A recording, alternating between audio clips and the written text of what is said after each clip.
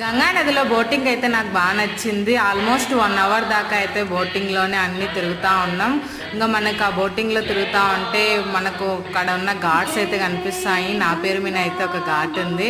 ఇంకా అన్ని ఘాట్స్ అయితే చాలా బాగున్నాయి. ఇంకా మెయిన్గా అయితే నైట్ గంగా హారతి కోసం అయితే వెయిట్ చేస్తూ ఉన్నాము.